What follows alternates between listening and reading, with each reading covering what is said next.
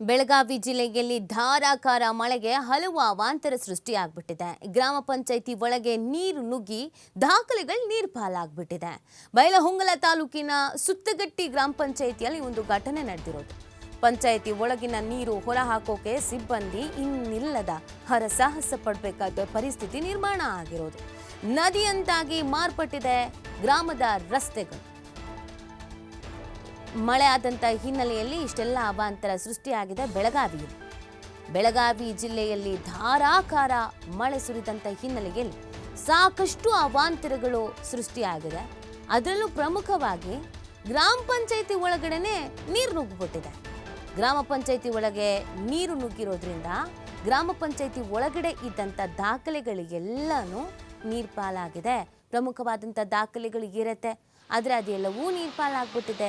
ಈಗ ಏನು ಮಾಡ್ತಾರೆ ಅನ್ನೋದು ಗೊತ್ತಿಲ್ಲ. ಬೈಲಹೊಂಗಲ ತಾಲೂಕಿನ ಸುತ್ತಗಟ್ಟಿ ಗ್ರಾಮ ಪಂಚಾಯಿತಿಯಲ್ಲಿ ಈ ಒಂದು ಘಟನೆ ನಡೆದಿರೋದು. ಪಂಚಾಯಿತಿ ಒಳಗೆ ನುಗ್ಗಿರುವಂಥ ಈ ನೀರನ್ನು ಹೊರಗೆ ಹಾಕೋದಕ್ಕೆ ಗ್ರಾಮಸ್ಥರು, ಸಿಬ್ಬಂದಿ ಎಲ್ಲರೂ ಹರಸಾಹಸ ಪಡಬೇಕಾದ ಪರಿಸ್ಥಿತಿ ನಿರ್ಮಾಣ ಆಗಿದೆ. ಯಾವುದು ಒಂದೇ ಒಂದು ದಾಖಲೆ ಕಡಿತ ಖಂಡಿತವಾಗಿ ಉಳ್ಕೊಂಡಂಗೆ ಕಾಣಿಸ್ತಾ ಇಲ್ಲ. ಅಲ್ಲಿ ನೀವು ದೃಶ್ಯಗಳನ್ನು ನೋಡಿದ್ರೆ ಗೊತ್ತಾಗುತ್ತೆ ಅಲ್ಲಿದು ಎಷ್ಟರ ಮಟ್ಟಿಗೆ ಹಾನಿ ಆಗಿದೆ ಅಂತ. ಸೊ ಇದು ತಲೆಬಿಸಿ ತಲೆನೋವಿನ ವಿಚಾರವೇ. ಈಗ ಪಂಚಾಯಿತಿ ಅಂತ ಹೇಳಿದರೆ ಸಾಕಷ್ಟು ಮಹತ್ವದ ದಾಖಲೆಗಳು ಇರುತ್ತೆ. ಇಷ್ಟರ ಮಟ್ಟಿಗೆ ಮಳೆ ಆಗಿದ್ದರಿಂದ ನೋಡಿ, ಯಾವಾಗಲೂ ಕಿಟಕಿ ಎಲ್ಲ ಕಡೆಯಿಂದ ನೀರು ಬರ್ತಾ ಇದೆ. ದಾಖಲೆಗಳಂತೂ ನೀರಲ್ಲಿ ಕೊಚ್ಕೊಂಡು ಹೋಗಿರುತ್ತೆ. ಹಾಗಾಗಿ ಏನು ಮಾಡುವುದು ಅಂತ ಈಗ ಆತಂಕಕ್ಕೆ ಒಳಗಾಗಿದ್ದಾರೆ ಸಿಬ್ಬಂದಿ. ಪಾಪ ಸಾಕಷ್ಟು ಪ್ರಯತ್ನ ಪಟ್ಟರು ಏನಾದರೂ ಮಾಡೋಣ ಅಂತ. ಅದರ ವಿಪರೀತ ಮಳೆ ಆದಂಥ ಹಿನ್ನೆಲೆಯಲ್ಲಿ ಏನು ಮಾಡೋದಕ್ಕೂ ಸಾಧ್ಯ ಆಗಿಲ್ಲ.